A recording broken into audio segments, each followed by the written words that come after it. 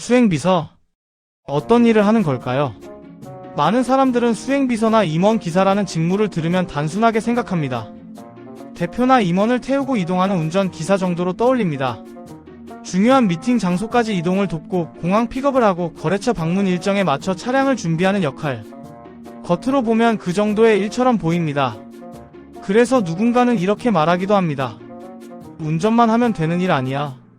하지만 실제로 현장에서 일을 해본 사람들의 이야기를 들어보면 현실은 조금 다릅니다. 말이 수행비서지 일을 하다보면 업무의 범위가 점점 넓어지는 경우가 많습니다. 회사마다 차이는 분명 존재합니다. 대기업처럼 체계가 잡혀있는 곳이라면 업무 범위가 비교적 명확한 편입니다. 그러나 대표 중심으로 운영되는 회사일수록 수행비서의 역할은 자연스럽게 확장되는 경우가 적지 않습니다. 처음에는 대부분 단순한 차량 운행으로 시작합니다. 대표의 출근 시간에 맞춰 차량을 준비하고 회사로 이동합니다. 낮에는 외부 미팅이나 거래처 방문이 있을 때 이동을 돕고 저녁에는 퇴근 이동을 지원합니다. 여기까지는 우리가 흔히 생각하는 임원 기사 업무와 크게 다르지 않습니다. 하루 일과를 보면 단순해 보입니다. 차를 준비하고 이동을 돕고 일정이 끝나면 다시 이동하는 것. 하지만 실제 하루를 자세히 들여다보면 조금 다른 모습이 보입니다. 수행비서의 업무에는 대기라는 시간이 꽤 많이 포함됩니다.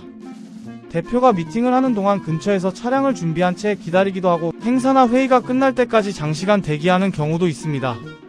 겉으로 보면 쉬는 시간처럼 보일 수도 있지만 실제로는 언제 호출될지 모르는 상태이기 때문에 완전히 자유로운 시간은 아닙니다. 차량을 이동시킬 준비를 항상 해두어야 하고 일정이 끝나는 순간 바로 움직여야 합니다.